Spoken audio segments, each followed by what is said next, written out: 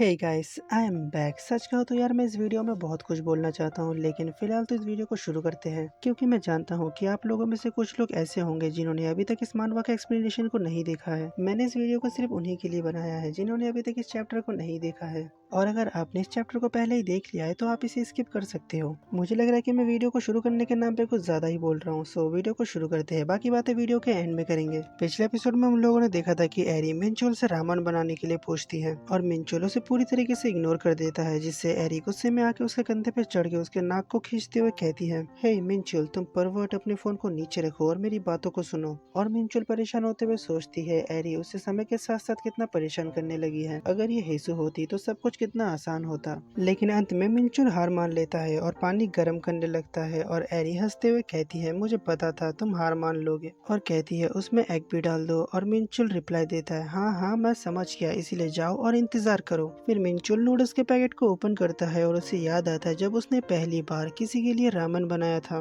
फिर मिनचुल अपने पुरानी मेमोरीज को याद करता है जहाँ पे हेसु और मिनचुल देर शाम को घर वापस लौट रहे थे। उसी टाइम हेसु मिनचुल से पूछती है, हे मिनचुल, क्या मैं आज तुम्हारे घर पर डिनर कर सकता हूँ? मिनचुल तुरंत ही ब्लश करने लगता है और बहुत नर्वसली कहता है, मैं मेरे घर पे पर क्यों? हेसु अपने सर को नीचे करके आगे की तरफ चलते हुए कहती है, क्योंकि मेरे बाबा घर वापस लौट रहे हैं। मिनचुल हेसु के गाल के निशान को देखकर तुरंत ही समझ जाता है कि उसके बाबा ड्रंक होकर सबको परेशान करते हैं, इसीलिए हेसु घर जल्दी नहीं जाना चाहती है। फिर मिनचुल रिप्लाई देता है, ठीक है चलो चलकर खाना खाते हैं। फिर मिनचुल हेसु को अपने घर में लेके आता है और हेसु घर के अंदर आके एक जगह खड़े होकर उसके घर को देखने लगती है। मिनचुल थोड़ा सा कंफ्यूज होता है और जब वो अंदर की तरफ देखता है तो उसका पूरा घर बिखरा हुआ था। उसके सॉक्स और अंडरवियर इधर उधर घर में पड़े हुए थे। मिनचुल तुरंत ही अंदर जाता है और हड़बड़ी में सब कुछ साफ करने लगता है और हेसु चुपचाप खड़े होकर ये देखती है। और मिनचुल सारे सामानों को एक साइड में करके कहता है, ये ठीक है तो अंदर आ जाइए, और मेरे घर पर सिर्फ रामन है तो क्या ये ठीक है? हेसु अंदर आते हुए रिप्लाई देती है, हाँ ये ठीक है। हेसु अंदर आके बैठने के बाद अपनी जैकेट को उतारने लगती है और मिनचुल का खुशी का तो कोई ठिकाना नहीं होता। मिनचुल सोचता है, ये बहुत बुरा है जिसे मैं कल रात वो करते हुए इमेजिन कर रहा था, वो अभी मेरे घर में है। तुम लोग समझ पा रहे हो ना कि मिनचुल ने कल रात कितना मेहनत किया है, क्योंकि मैं इसे ज्यादा डिटेल में नहीं बताऊंगा। फिर मिनचुल एक लंबी सी सांस लेते हुए सोचता है, मैंने उससे कहा था कि वो मेरे घर आ सकता है ताकि वो सेफ रहे। मैं ये नहीं चाहता कि वो कमीना उसे फिर से कुछ करे। पर फिर मिनचुल अपने आप को शांत करते हुए कहता है, शांत हो जाओ मिनचुल, वो सिर्फ यहाँ पर डिनर के लिए आई है। मुझे सिर्फ पानी को बॉईल करके उसमें रामन ऐड करके उसे पकाना है। और मिनचुल अपने आसपास के किसी भी चीज पर ध्यान नहीं देता है। वो एक जगह पर फ्रीज होकर अपने मन में यही सेम चीज को दोहराता है। और हेसु इस चीज को समझ जाती है और वो मिनचुल के पास जाके कहती है, क्या मैं इसे बनाऊं? और मिनचुल ब्लश करते हुए चिल्ला उठता है और वहाँ से किचन की तरफ जाते हुए कहता है, नहीं नहीं तुम वहाँ पर बैठो, मैं इसे बना दूंगा। और थोड़ी देर बाद मिनचुल रामन को बनाकर लेकर आता है और हेसु डिनर के लिए उसे थैंक्स कहती है। और हेसु रामन खाते हुए मिनचुल से पूछती है, क्या तुम कुछ नहीं खाओगे? मिनचुल बहुत नर्वसली रिप्लाई देता है, हाँ मुझे मुझे कुछ खा लेना चाहिए। फिर हेसु मिनचुल के पैर के ऊपर हाथ रख के उसके पास जाते हुए कहती है, मिनचुल रुको, तुम्हारे नाक से खून बह रहा है। और मिनचुल अपने हाथ से खून को रोकने लगता है और हेसु चिंता करते हुए पूछती है, मिनचुल क्या तुम ठीक हो? रुको, टिश्यू कहाँ पर है? मिनचुल कहता है, ये ठीक है, इसके बारे में चिंता मत करो, ये कुछ भी नहीं है। हेसु दोबारा से पूछती है, लेकिन फिर भी आपने टिश्यू कहाँ पर रखा है? आपका बहुत ज्यादा खून बह रहा है। मिनचुल रिप्लाई देता है, मैं सचमुच ठीक हूँ। और इस पूरे बातचीत के दौरान हेसु का हाथ अभी भी मिनचुल के पैरों के ऊपर ही था, बल्कि और भी ज्यादा पास पहुँच गया था। और मिनचुल ब्लश करते हुए अपने नाक के खून को साफ करते हुए कहता है, देखो अब ये साफ है, इसीलिए आप अपने खाने के ऊपर ध्यान दीजिए। फिर हेसु को रियलाइज होता है कि उसका हाथ गलत जगह पर है, जहाँ पर उसे नहीं होना चाहिए था। अभी तो हेसु को मिनचुल की कंडीशन समझ में आ गई थी, लेकिन अब तक बहुत देर हो गई थी। मिनचुल ने हेसु के दोनों हाथों को पकड़ के उसे फर्श के साथ चिपका दिया था और ये दोनों थोड़ी देर ऐसे ही एक दूसरे को देखने लगते हैं। और मिनचुल ने जो कल रात इमेजिन किया था वो रियल में करने की कोशिश करता है, लेकिन रियल में मिनचुल को तो कुछ भी समझ में नहीं आता है। वो बहुत ज्यादा डरा हुआ होता है। वो सोचता है, मैंने सोचा था कि ये बहुत ज्यादा इजी होगा जैसे मैंने इमेजिन किया था। फिर मिनचुल हेसु के रोते हुए चेहरे को देखकर अपने आप को कोसना शुरू कर देता है। वो सोचता है कि वो एक बेवकूफ है जो सिर्फ अपनी खुशी देख रहा है। वो नहीं जानता है कि हेसु की मदद कैसे करनी है। फिर हेसु मिनचुल के गालों को पकड़ती है और स्माइल करते हुए कहती है, सब कुछ ठीक है अगर ये तुम हो तो। फिर वो दोनों एक दूसरे को किस कर लेते हैं और हमारा प्रेजेंट वाला मिनचुल सोचता है, सच कहो तो मैं हर एक दिन हर समय बस इसी चीज की विश करता हूँ। लेकिन टाइम बीतने के साथ जब भी मिनचुल हेसु के पास आने की कोशिश करता था, हेसु उसे मना कर देती थी, क्योंकि हेसु बहुत ज्यादा थकी हुई होती थी। मिनचुल किचन में खड़े होकर यही सब चीजें सोच रहा था। फिर वो स्माइल करते हुए सोचता है, हाँ, एक समय ऐसा भी था। फिर वो दोबारा से पास्ट के बारे में सोचता है जहाँ पर हेसु बेकार चीजों को अलग कर रही थी। मिंजुल सोचता है, आप इन दोनों कैसे हो हेसु? क्या आपको कभी दुख होता है जब आप उस खालीपन को महसूस करते हो जो मैंने आपके लिए छोड़ा है? और क्या तुम्हें मुझे दूर धकेलने का अफसोस है? क्या तुम उन घावों के बारे में सोचते हुए रोते हो जो मैंने तुम्हारे लिए छोड़ा है? हेसु हमेशा रोती थी क्योंकि पिंचुल उसे चोट पहुंचाता था और हेसु उसे फिर भी बहुत याद करती है। और तुम मेरे लिए मेरी यादों में हमेशा बहुत रोती थी, इसीलिए मुझे उम्मीद है कि आप हमेशा इसी तरीके से मेरे लिए रोती रहोगे। और इससे बहुत दर्द भी होता है, इसीलिए मैं चाहता हूँ कि तुम मेरे पास वापस लौट आओ हेसु। एक बात बताऊं मैं तुम लोगों को, मैंने इस मानवा को सिर्फ हेसु के लिए रीड कर रहा था। मुझे बस उसके चेहरे पे खुशी देखनी थी, चाहे वो किसी के साथ भी। लेकिन यार मैं मिंचुल से इतना ज्यादा रिलेट क्यों कर पा रहा हूँ? क्या मैं इतना ज्यादा बुरा हूँ? क्या मैं ही एक लौता ऐसा पर्सन हूँ जो मिंचुल के साथ रिलेट कर पा रहा है, या तुम लोगों की भी ऐसी feeling I? Let me know in the comments यार, मैं जानना चाहता हूँ। फिर हमारा सीन रेस्टोरेंट की तरफ शिफ्ट होता है जहाँ पे हेसु टेबल साफ करते हुए गलती से दो कस्टमर्स की बातें सुन लेती है। उनमें से वो लड़की वो लड़के से पूछता है, तुम हमारे कांटेक्ट में क्यों नहीं हो? लड़का रिप्लाई देता है, क्योंकि मैंने अपने फोन को साइलेंट पर रखा है, क्योंकि एक लड़की लगातार मुझे फोन करके परेशान कर रही है। वो लड़की जिसके साथ मैं एक रात के लिए सोया था, ये सुनकर उसकी फ्रेंड हंसने लगती है। लड़का रिप्लाई देता है, वो सोचती है कि वो मेरी गर्लफ्रेंड है सिर्फ इसलिए कि हम दोनों एक रात साथ में सोए थे। फिर उसकी फ्रेंड हंसते हुए कहती है, अगर तुम उसके साथ दूसरी बार सो जाओ तो शायद वो तुम्हें शादी के लिए कह सकती है। फिर वो लड़का रिप्लाई देता है, क्या ये ऑब्वियस नहीं है कि हम दोनों एक दूसरे के साथ डेट करने से पहले एक रात गुजारी है, तो ये कोई सीरियस रिलेशनशिप नहीं है? और हेसु उनकी बातों को ध्यान से सुनती है। हेसु की एज 18 साल नहीं है, वो 34 ईयर्स की है। और इस उम्र में अगर कोई पर्सन उसे आकर कहे कि वो उसे पसंद करता है तो वो भोलेपन से उस पर विश्वास नहीं कर पाती है। और उसका दिल इतना बड़ा है फिर भी वो अपने इमोशंस के ऊपर कंट्रोल कर लेती है, और इसके लिए उसने इतनी ज्यादा मेहनत भी नहीं की। हेसु ने सिर्फ अपने और रोज की रिलेशनशिप के बीच देखा और वो इतना परेशान नहीं होती थी जितना वो पहले होती थी। और हेसु डिसाइड करती है कि वो इसके ऊपर और ओवर थिंकिंग नहीं करेगी।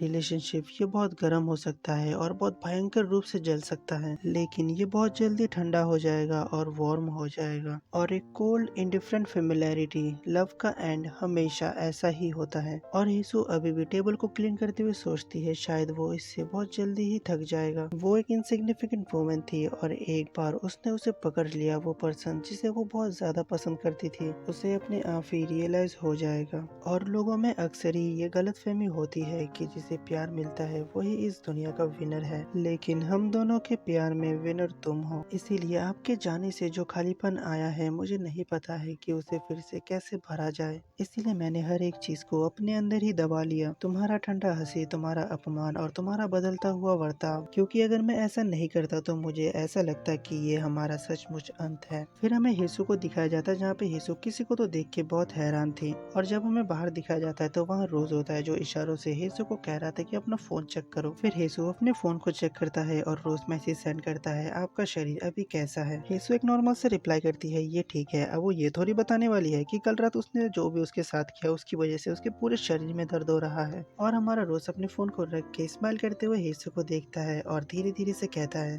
देखने से तो ऐसा नहीं लग रहा। और हेसु अपने कमर को पकड़ते हुए कहती है, उसे पता है वो सच में बहुत चालाक है। फिर रोज हेसु से पूछता है, क्या आप काम के बाद मेरे साथ एक छोटी सी डेट में जाना चाहेंगे? और हेसु रोज की तरफ देखता है जहाँ पे रोज स्माइल करते हुए हेसु के आंसर का वेट कर रहा था। और वो सोचती है एक जवानी का प्यार जल्दी ही ठंडा हो जाएगा। और हेसु डिसाइड करती है कि वो सिर्फ एक ही चीज के बारे में सोचेगी, वो अपनी इमोशंस को डगमगाने नहीं देगी, चाहे रास्ता बदल ही क्यों न जाए। फिर हेसु रोज के साथ डेट में जाने के लिए हाँ बोल देती है। फिर रोज हेसु को अपनी बाइक में बैठाकर कहीं पर लेकर आता है और उसका हेलमेट उतारते हुए कहता है, मुझे अच्छे से पकड़ लीजिए, मैं आपको उतरने में मदद करूंगा। हेसु रिप्लाई देती है, मैं ये खुद कर सकती हूँ। रोज रिप्लाई देता है, ये थोड़ा ज्यादा ऊंचा लग रहा है। फिर हेसु कहती है, नहीं तुम बहुत लंबे हो। फिर जब हेसु ऊपर की तरफ देखती है तो वो थोड़ा हैरान होकर खुद से ही पूछती है, उसने कहा था कि वो डेट पर जाना चाहता है, लेकिन क्या ये घर का रास्ता नहीं है? हेसु जब रास्ते को देख के ये सोच ही रही थी, उसी टाइम रोज उसे अपनी गोद में उठा लेता और पूछता है, क्या आप डिसअपॉइंट है? हेसु रिप्लाई देती है, नहीं, यहाँ पे डिसअपॉइंट होने की क्या बात है। फिर रोज कहता है, मैं तुम्हारे साथ में और भी ज्यादा टाइम स्पेंड करना चाहता हूँ। हेसु और भी ज्यादा टाइटली हग करके कहती है, मैं भी सेम फील करती हूँ। हेसु जिसका दिन हमेशा छोटे लगते हैं, उसे अपने हर एक विश को पूरा करने के लिए अपनी नींद को छोड़ना पड़ता है। फिर रोज हेसु को सीढ़ी के ऊपर रखते हुए कहता है, मैं जानता हूँ आप बहुत बिजी हो, इसीलिए मैं आपका चुपचाप इंतजार करूंगा। हेसु ऊपर जाते हुए रोज से पूछती है, क्या वो दस्ताने फिट हुए हैं? रोज रिप्लाई देता है, हाँ फिर हेसु कहती है उसे यूज करने में हेजिटेट मत करना और ठंडे हाथों से गाड़ी मत चलाना, और अगर वो खराब हो जाता है तो मैं तुम्हें एक नया ला कर दे दूंगा। हेसु फीलिंग्स को समझती है, यहाँ तक कि यंगर हेसु को अगर कोई चीज मिलती थी तो वो उसे केयरलेसली यूज नहीं कर पाती थी। वो बहुत महंगी थी और उसे डर रहता था कि वो खराब हो जाएगी, इसीलिए वो उन सामानों को बहुत ध्यान से रखती थी। फिर हेसु रोज के हाथों की तरफ देखते हुए सोचती है सिर्फ इसका इस्तेमाल करना गाड़ी चलाते हुए इसे बहुत ठंड लग रही होगी।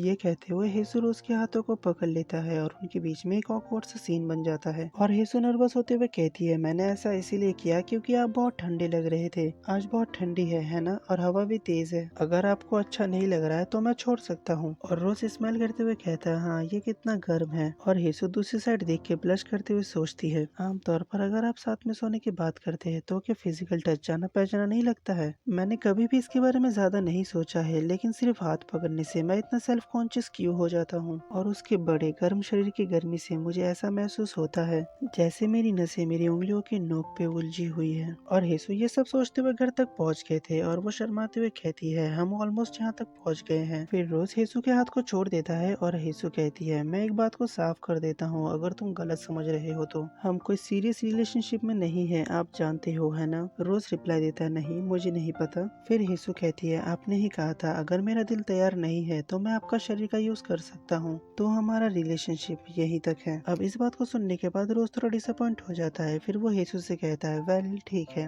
अब रोज से ऐसा आंसर सुनने के बाद हेसु भी हैरान हो जाती है क्योंकि वो अंदर ही अंदर इस रिलेशनशिप को बहुत चाहती थी। और हेसु भी कंफ्यूज होकर सोचती है क्या बकवास है, क्या ये सच में सब कुछ शरीर के बारे में था। और हेसु पास्ट के बारे में सोचती है जब रोज उससे कह रहा था ये थोड़ा अनफेयर है, मैं उससे ज्यादा इनोसेंट हूँ जितना आप सोचते हैं। फिर हेसु खुद से ही कहती है इनोसेंट, हाँ जिस तरीके से तुमने खुद को दिखाया मैं शुरू से ये कह सकता हूँ कि तुम बहुत एक्सपीरियंस थे और इसीलिए ही मुझे धोखा खाया हुआ महसूस हो रहा था। हेसु जब ओवर थिंकिंग कर रही थी तो रोज कंफ्यूज होकर हेसु को देख रहा था और हेसु गुस्सा होकर अंदर जाते हुए कहती है जल्दी करो और चले जाओ और फिर से भटकते हुए किसी मुसीबत में मत पड़ जाना। ऐसा कह के हेसु अपने अपार्टमेंट के अंदर जा रही थी और रोज भी उसके पीछे पीछे आ रहा था। फिर जब हेसु अपने अपार्टमेंट के गेट तक पहुंच जाती है तो वो रोज को देख के कहती है क्या तुम मुझे फॉलो क्यों कर रहे हो। फिर रोज हेसु के और भी पास आके कहता है ये अभी भी चुभता है, क्या आप दवाई फिर से लगा सकते हैं। और हेसु ब्लश करते हुए अपने चेहरे को छुपाते हुए कहती है तुम इसे खुद नहीं लगा सकते है ना, और इस तरीके से कहने से ऐसा लगता है कि तुम्हारा कोई दूसरा मोटिव है।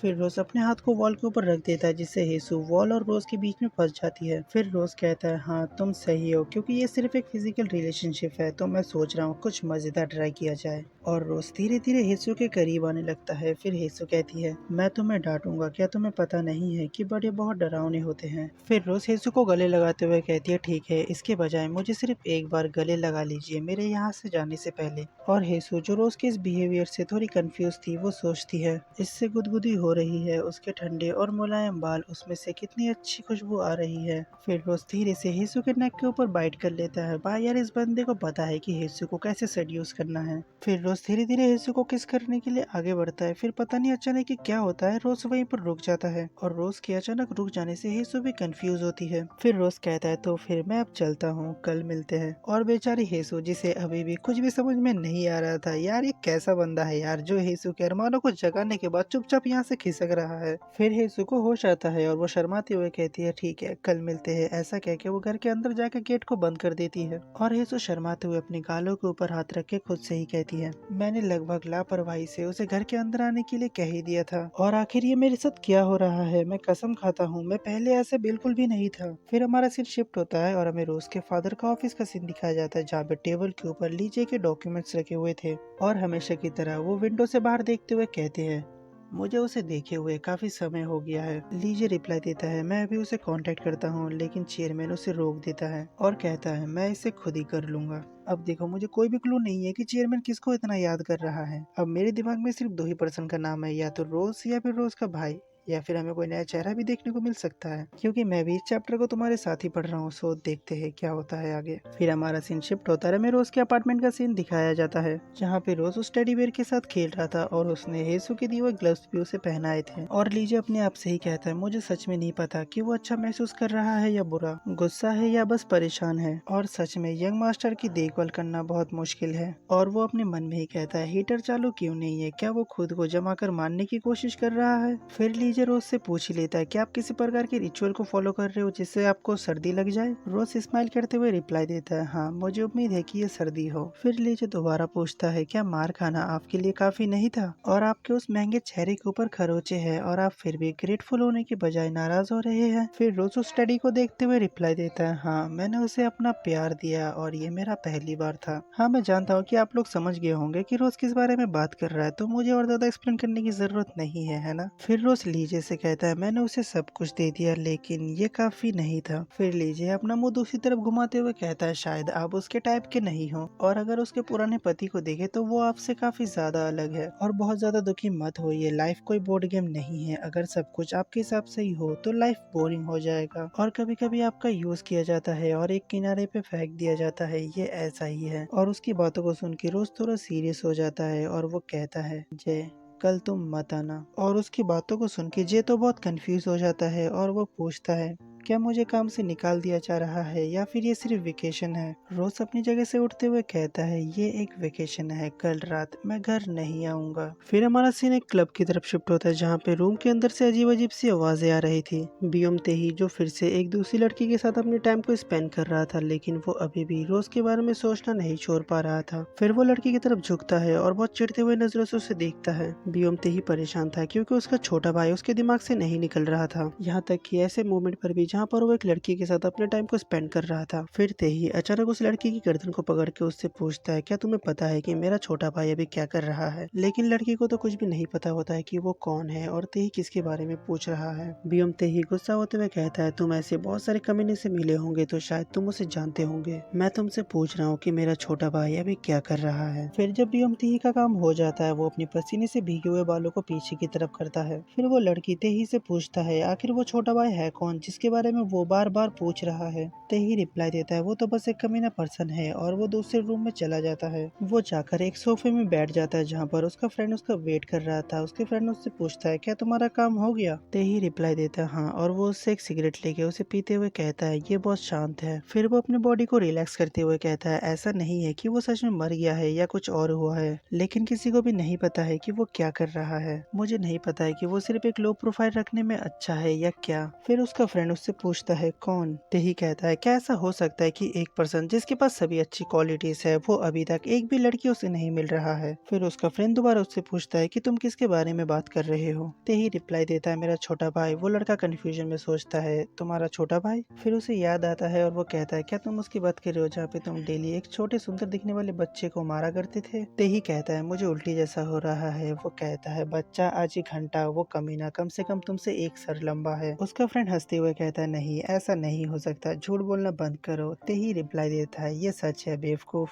और उसका फ्रेंड हंसते हुए कहता है, वो एक यंग मास्टर है और ऐसा नहीं हो सकता है कि उसके पास कोई वुमेन नहीं है। हो सकता है कि उसका टेस्ट तुमसे अलग हो, इसीलिए तुम उसे ढूंढ नहीं पा रहे हो। एग्जाम्पल के लिए उसे अपने से बड़ी लड़कियां पसंद हो। भाई यार, तेही के फ्रेंड को ना एस्ट्रो टॉक में बैठाओ, ये वहाँ पे अच्छा काम करेगा। तेही एक और सिगरेट जलाते हुए कहता है, हाँ मैं अपने से बड़ी उम्र की औरतों को बर्दाश्त नहीं कर सकता। फिर उसका फ्रेंड उससे पूछता है, तुम्हें अपने से बड़ी औरतें क्यों पसंद नहीं है। तेही रिप्लाई देता है, उनके चेहरे की तरफ देखने से ऐसा लगता है कि जैसे वो तुम्हें कुछ सिखाने की कोशिश कर रहे हैं और ये मुझे परेशान कर देता है। उसका फ्रेंड रिप्लाई देता है, अरे बड़ी औरतों का यही तो सबसे हॉट पार्ट है। फिर उसका फ्रेंड कहता है, हे तेही, क्या तुम्हें पता है अगर इस दुनिया में 100 अलग अलग लोग हैं तो उन सब का अलग अलग टेस्ट है। फिर तेही एक लंबी सांस छोड़ते हुए कहता है, हाँ कोरिया बहुत बोरिंग है। और उसका फ्रेंड उससे पूछता है, अगर तुम्हें ये इतना ही बोरिंग लग रहा है तो तुम वापस क्यों नहीं जा रहे हो। तेही रिप्लाई करता है, नहीं मैं ऐसा बिल्कुल भी नहीं कर सकता क्योंकि चेयरमैन जल्द ही अपना फैसला लेने वाला है, इसीलिए मैं यहाँ से नहीं जा सकता। मैं किसी भी कीमत पर उस नाजायज कमीने को एक पैसा भी लेने नहीं दूंगा। और वो हंसते हुए कहता है, ये सारे पैसे और पावर सब मेरे हैं। और हमारा रोज एक रूम के अंदर अकेले फर्श के ऊपर बैठा हुआ था, जिस रूम से रोज को नफरत थी, और एक बहुत बड़े विंडो की तरफ देख रहा था जिसमें से सूरज की रोशनी अंदर आ रही थी। फिर अचानक उसके पीछे से 2 हाथ बाहर आते हैं और उसकी आंखों को बहुत जेंटली कवर कर देते हैं, जैसे वो हाथ रोज को इन सब चीजों से बचाना चाहता है और रोज के दिमाग में बस एक ही चीज चलती है, वो बस इस रूम से भागना चाहता है। वो कहता है प्लीज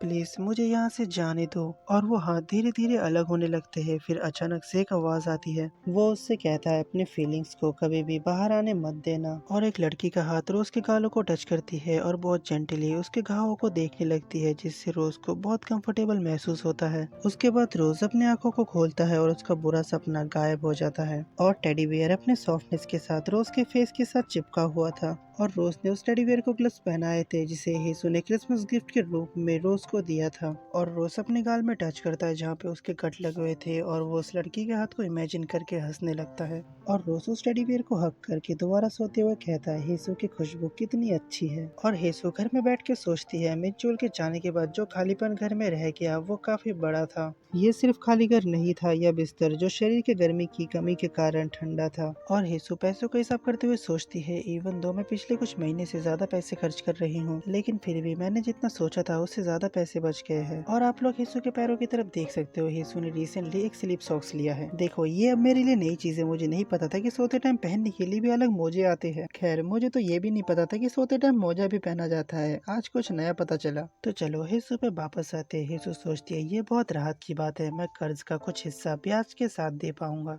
और यीशु खड़े होकर अपने बालों को बांधते हुए कहती है मुझे पता है मेरे जवानी के निशान जो अभी भी कर्ज के रूप में बचे हुए हैं, मुझे उसे चुकाना होगा। यहाँ तक कि मिंचुल के बिना भी उसके साथ बिताया गया सारा समय, और अब उसके बिना भी यीशु कड़ी मेहनत कर रही है। फिर यीशु को अचानक उसका और रोज का लास्ट मीटिंग याद आता है कि रोज ने उससे कैसे कहा था कि वो जानता है कि वो कितना बिजी है, इसीलिए वो पेशेंटली बिना कोई शिकायत किए उसका वेट करेगा। और यीशु सोचती है कि भले ही ये बस थोड़ी देर के लिए हो, सिर्फ थोड़ी देर के लिए, वो बस अपनी मन मर्जी जीना चाहती है। क्या मुझे इतनी ही सांस लेने की परमिशन नहीं दी जानी चाहिए? क्या मैं थोड़ा लालची नहीं हो सकता? फिर यीशु अपने बॉस को कॉल करके आज के लिए छुट्टी ले लेती है। और रोज यीशु के गेट के बाहर वेट कर रहा था और वो चाहता था कि उसकी तबीयत खराब हो जाए, और उसका प्लान काम कर जाता है। वो अपने चेहरे के ऊपर से मास्क को नीचे करता है और अपने गाल के ऊपर हॉट पैच को लगा कर रखता है। और आप लोगों को पता ही होगा कि रोज हॉट पैच का यूज क्यों करता है। और थोड़ी देर बाद यीशु भी वहाँ पर आ जाती है और वो गेट के पीछे से झांकते हुए रोज से पूछती है तुम यहाँ पर कब आए? रोज कहता है कि वो बस अभी अभी यहाँ पर आया है, और वो आकर रोज के बगल में खड़ी हो जाती है। फिर वो रोज से पूछती है क्या तुम आज बिजी हो?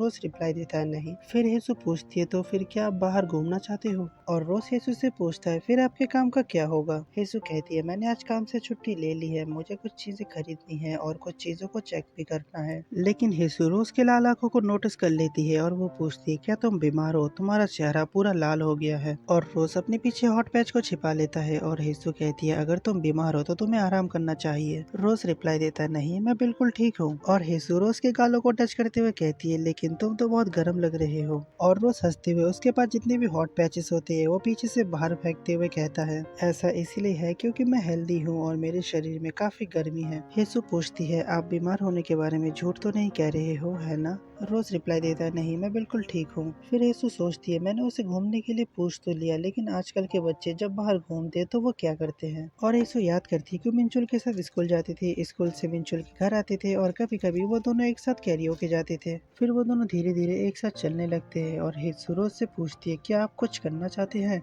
रोज कहता है अगर मैं कुछ करना चाहता हूँ तो क्या आप मेरे साथ ये करेंगे? और यीशु रोज को थोड़ी देर देखती है, फिर वो कहती है हाँ। और रोज यीशु का हाथ पकड़ के खुद से ही कहता है मैं जानता हूँ मैं क्या करना चाहता हूँ। और वो स्माइल करते हुए यीशु से कहता है तुमने हाँ कहा है तो अब तुम वापस नहीं मुड़ सकते। फिर हम 3-4 जवान लड़कियों को देखते हैं जो आईने में देखकर अपने मेकअप को ठीक करती है और वो बातें करते हैं कि वो कितना सुंदर है। उनमें से एक लड़की उनसे कहती है उन्हें और पिक्चर्स लेनी चाहिए। उसी टाइम किसी की शेडो उनके ऊपर पड़ती है और वो उदास होते हुए कहती है क्या बकवास है, अचानक मेरे बगल में एक बड़ी दीवार आ गई है। और रोज जो बस वहाँ से गुजर रहा था वो उन लड़कियों की तरह बहुत ही कोल्ड वे में देखता है और ये लड़कियां इतने हैंडसम लड़के को देखकर ब्लश करने लगती हैं। और रोज जब यीशु को फोटो बूथ के अंदर ले जा रहा था वो लड़कियां खुशफुसाती हुए कहती है क्या तुमने उसे देखा, वो कितना टॉल और हैंडसम है, जाओ उससे उसका नंबर मांगो। दूसरी लड़की रिप्लाई देती है मैं ऐसा करना चाहता हूँ लेकिन उसके बगल में एक औरत थी। तो चलो इस वीडियो को यहीं पे खत्म कर देते हैं। और हाँ मैं इस मानवा को और एक्सप्लेन नहीं करने वाला हूँ। और जिनको नहीं पता है एक और चैनल है जो इस मानवा को एक्सप्लेन कर रहा है और उसने इस मानवा को वहीं से एक्सप्लेन किया जहाँ से मैंने पेपर के टाइम इस मानवा को छोड़ा था। और उसने इससे आगे के चैप्टर को भी शायद एक्सप्लेन किया है, तो आप लोग उसे जाके देख सकते हो। देखो चैनल के नाम पे तो मैंने गौर नहीं किया था, लेकिन अगर आप इस मानवा का नाम लिखकर हिंदी एक्सप्लेनेशन लिख दोगे तो शायद आपको मिल जाएगा।